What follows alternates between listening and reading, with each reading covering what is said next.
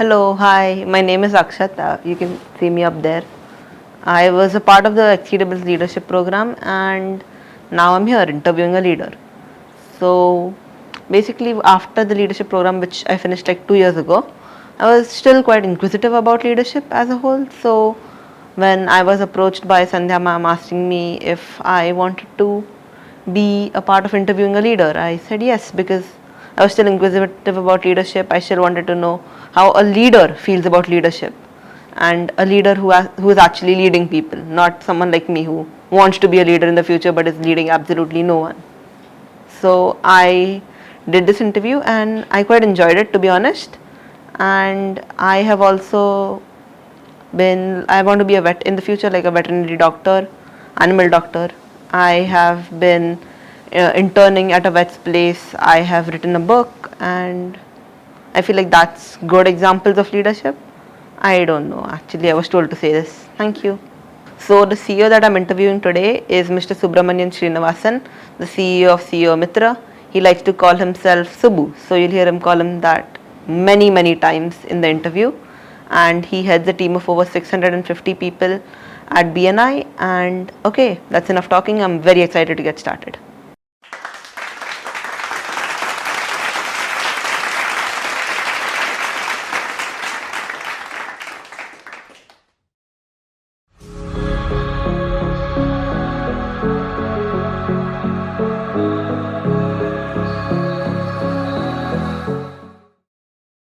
Mention a time you or a leader you knew challenged the process.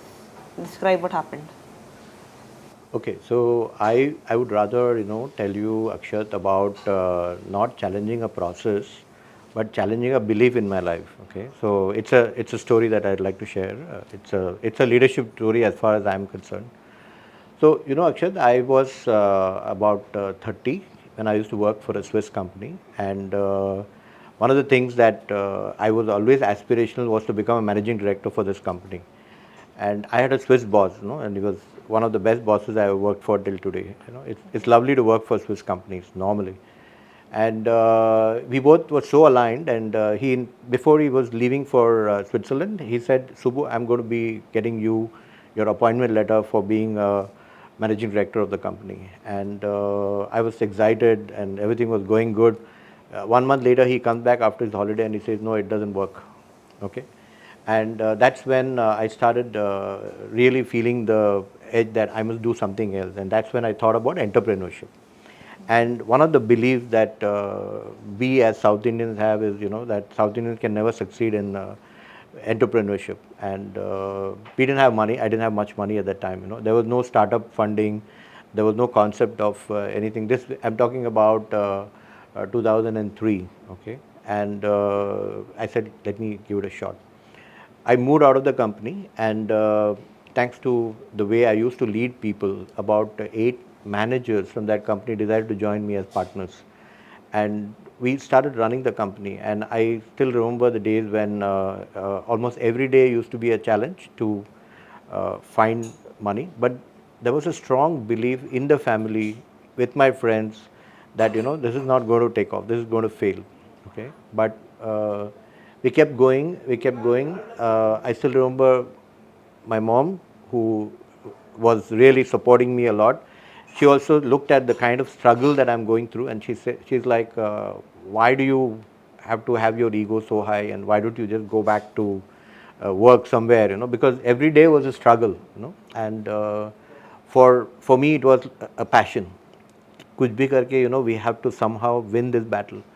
And 18 months we ran the company, and I want to mention this, that there was a time when we were living in a 2-bedroom hall kitchen.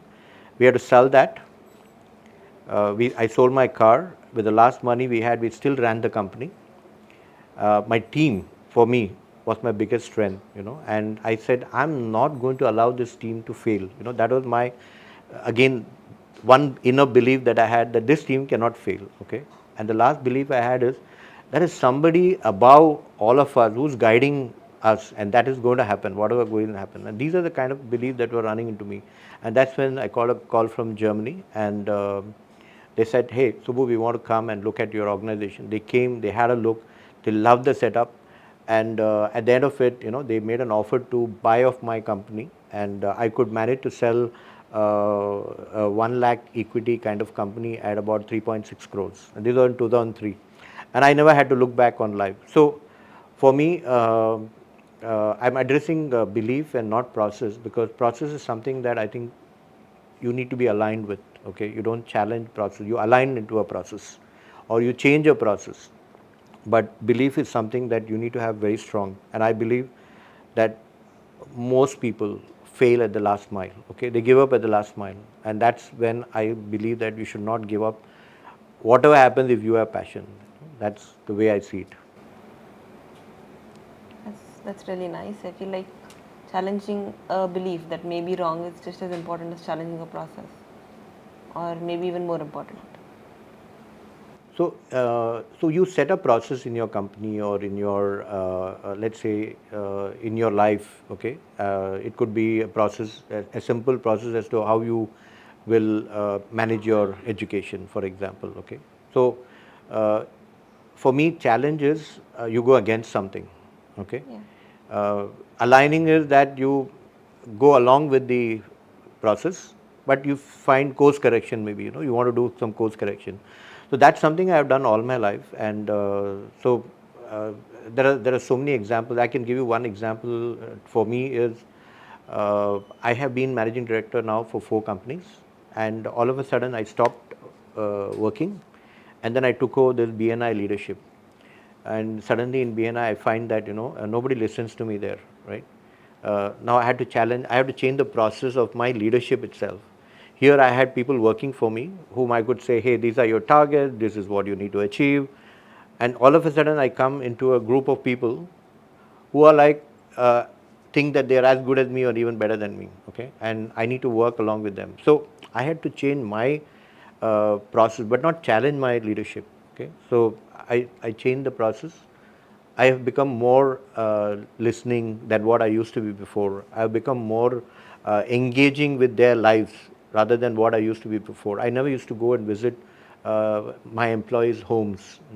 Here I go and visit almost all of their homes and get to know their families, get to know their challenges, listen to their entrepreneurial journeys. Everybody has a story, and listening to each story is also learning. So I think we should think about how you can align to a process change rather than challenging something. This is what I think. I agree with you. I'll say that like challenging doesn't mean to challenge the thing as a whole. It means to challenge the parts of it that you feel are wrong or you feel that need to be changed. So aligning to a process is challenging the process in a way, if you think about it.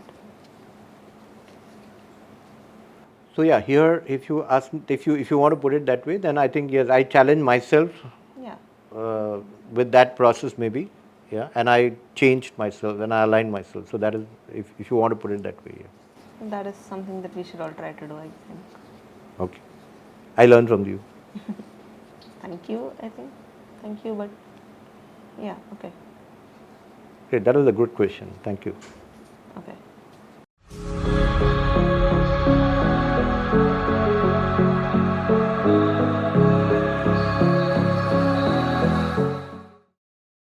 So, what does the statement leadership is a relationship mean to you? Yeah, so most of us, like for example, you have your mom, right? She's a leader, Yeah. okay, and it starts with a relationship, and then you begin to watch her, you begin to learn something from her. That's when you begin to accept her in the next step as somebody you want to follow and accept what she's saying. And then you see your mom do certain things the right way, if you feel it relates to you, that's the next level of leadership. And in fact, John Maxwell described this so beautifully at the 5 levels of leadership.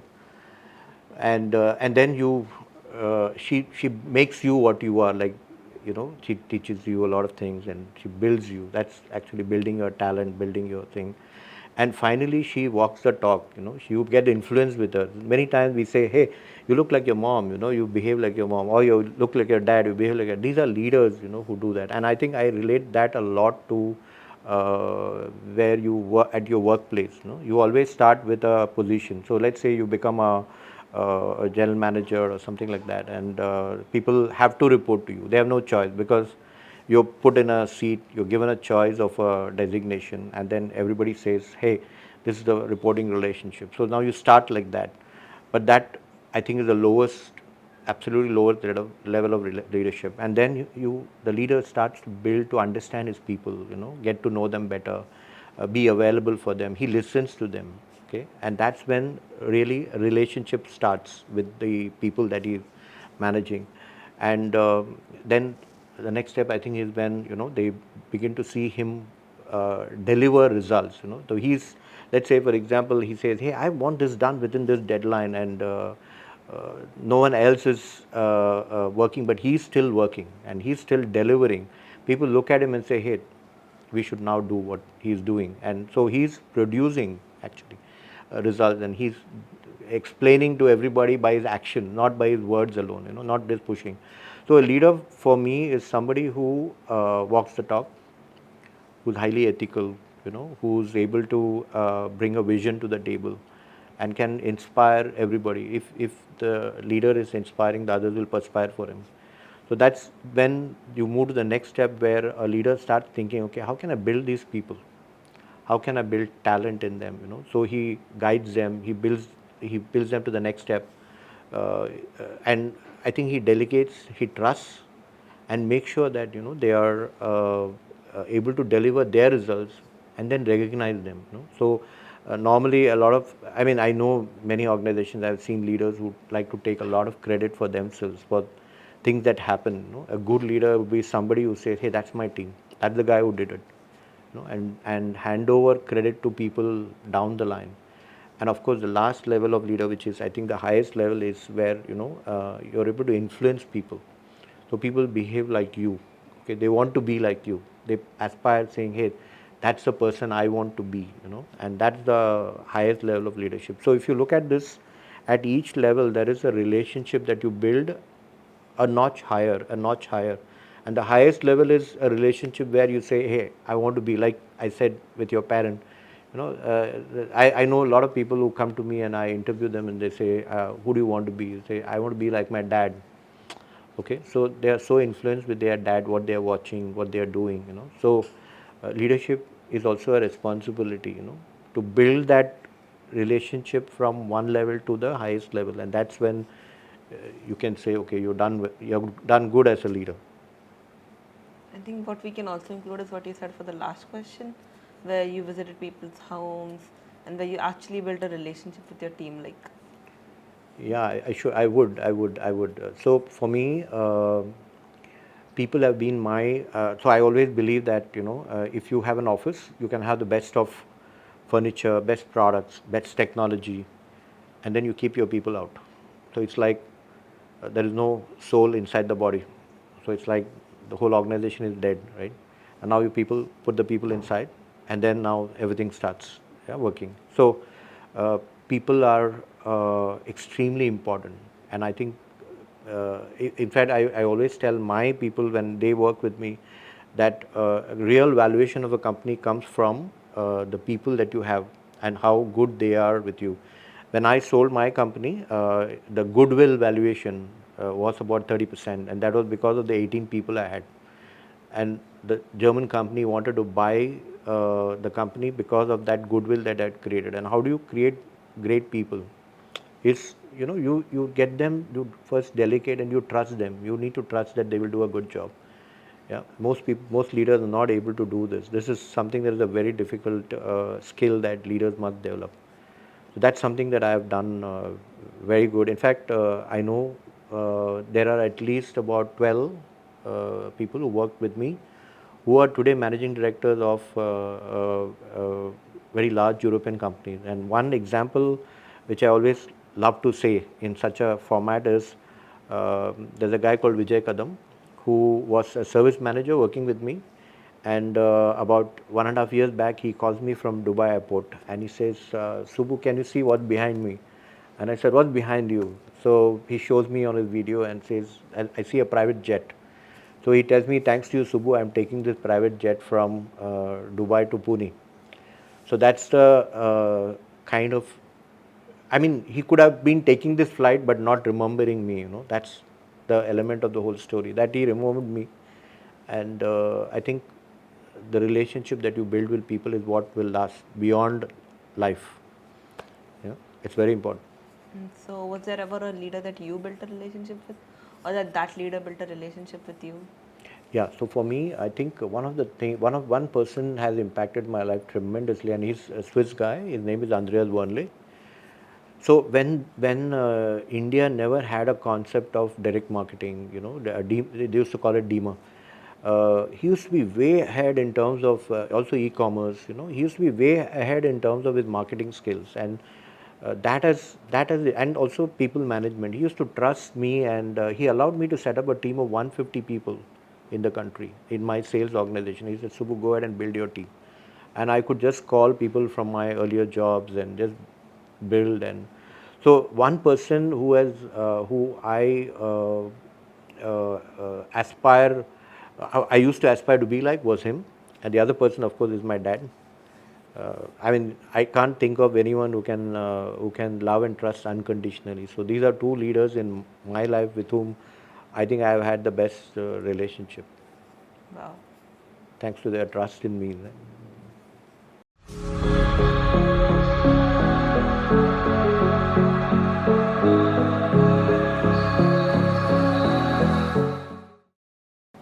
What are the implications for a leader of the statement, "We become the most powerful when we give our own power away"? Give us a few examples. Yeah, that's a great question. Okay, so I'm going to relate that question to my own learning. Okay, in that, so after a lot of leadership stints, I got certified as a Semco style trainer. Okay, and when I was doing this entrepreneurship at the age of 30, I read a book called Maverick by Ricardo Semler, and it was always in my head that I must go deeper into that element of leadership, how it looks like. Most leaders feel powerful the moment they get onto a role or a designation. They immediately want a business card, and they think that that the card brings them power to let's say create a domain where they have their own coterie of people, they have their own decision making authorities and so on. But Ricardo, in his book, he shares some extremely interesting concepts, and he says, that most good leaders, and I really aspire to that thought process. So he talks about how leaders should not even have cubicles in their office, because I really have experienced this. The moment you put a cubicle around you, where you are put into a cabin, you actually tell people that knock the door and come in. They're not free to communicate with you. This is the message you're trying to give out. So this element of power actually is very detrimental to open communication. The other thing is, I've seen in many organizations, the management has a different canteen, the workmen have a different canteen, the staff has got a different canteen. And that, I think, again, is like saying that, I have more powers than what you have. I'm more special in the organization. But when it comes to, and I've seen in Europe, for example, whenever I've traveled, uh, everybody stands the same line to have food. In fact, one thing that comes to my head, we have an Ayyappan festival here in Hirandani estate, and that's a real breakdown of all your egos and all your power myths that people carry. And I've seen there that the first one is perhaps the CEO of a company, the next behind him is an entrepreneur maybe, then there's a child, then there is a very poor girl from the slum standing next, and so on. So they all come in one line, and that's a example of where you shed power, and you need to perhaps do this more often before you get into a corporate environment to start, working. For me, I even today in my own entrepreneurship, we have an open office where we don't close anything. Where you need when you need to exercise power is on yourself. the power to be able to deliver leadership in a manner in which people grow around you, okay, and people are able to deliver results in a without that fear, And one thing I've noticed again is when people are working in a powerful environment where the leader says, I'm the one who decides everything, he's actually killing innovation. I can imagine if I tell people, hey, this is the way you need to do it, and that's my order. The person who's getting this message, what is he going to do? He'll say, okay, I'll deliver that much. But I'm sure that person, instead, if you tell him, hey, that's our objective, how do you want to deliver it? Think out of the box, do whatever you want, you have the freedom to do it. I think the organization can achieve much more. So this concept of uh, throwing out power to feel more powerful is actually a very powerful concept. We need to put this into most organizations, and Semco does that so beautifully. So they say create self-managed teams where you have a head of a department. Maybe you have the lowest person also in that team, but each one has a role to play in that process. So somebody is bringing in an HR element, somebody is bringing a logistic element to it, somebody is bringing maybe a production concept there, somebody is bringing a marketing element to it. So as a team, they become powerful irrespective of their roles and designation. You get paid uh, according to your capabilities and your, let's say, ability to what they believe you can deliver at the beginning. But as you go along, if you can manage to work with a team irrespective of designation, that's when you're really powerful, in my opinion.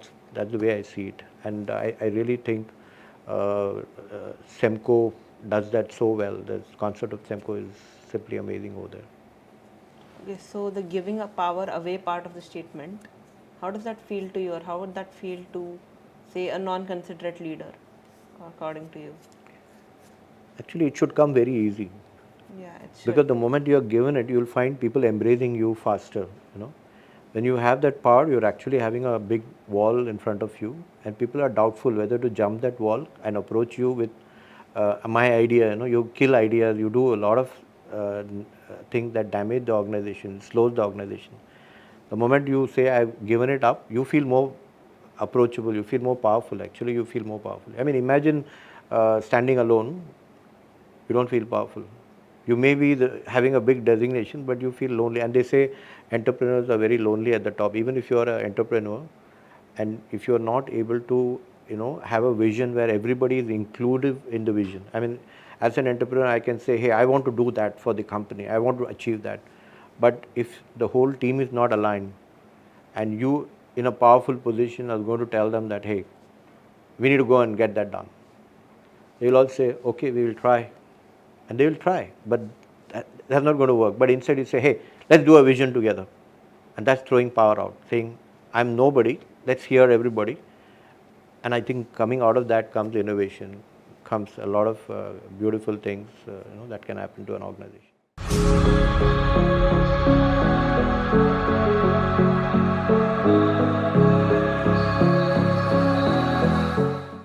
Hey Akshay, that was a great time that I spent with you. You know what?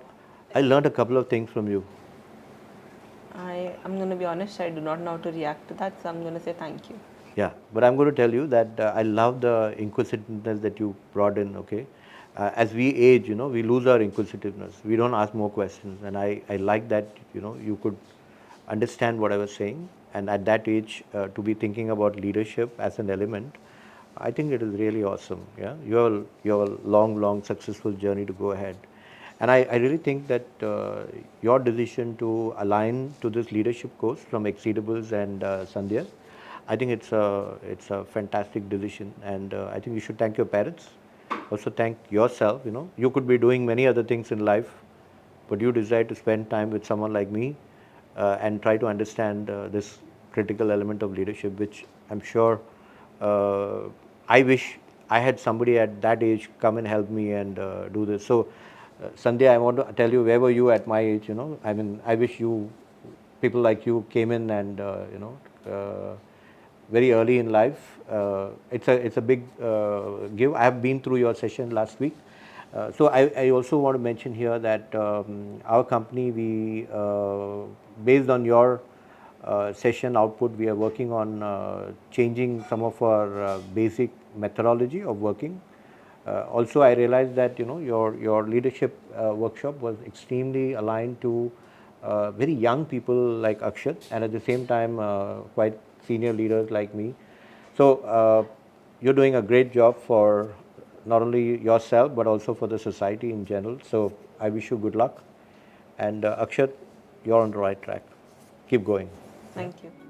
One of the biggest responsibilities of anyone working with young people is to help them understand themselves and the place they want to take in their world. Giving them the time, opportunity, and experience they need to develop and practice leadership behaviors help them become better leaders today and continue to make a difference for the tomorrows to come. At Xceedibles, we do this very diligently. Our unique coaching program has a vibrant community of young people backing the learning experience for each student, thus giving them a safe space to practice what they learn. With consistent practice, they exceed their own abilities in the real world. While coaching teenagers, I have discovered that there is a positive correlation between the 5 practices and performance in classrooms, schools, colleges, and communities. In words of Jim Kouzes, good leaders make better performers. Are you curious to know what your teenager is really capable of? Does your teenager show signs of leadership and wants to learn how to behave like one? Has your teenager always felt like a leader and wants to increase self-confidence in leading? Do you wish to see your teenager transform and go about achieving their dreams?